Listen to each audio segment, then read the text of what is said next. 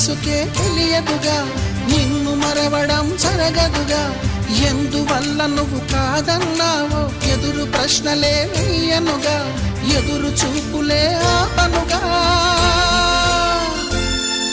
ఏనాటికో ఒకనాటికి నీ ప్రేమ సాధిస్తా. నిన్ను చూడాలని ఉన్నా, నిన్ను చూడాలి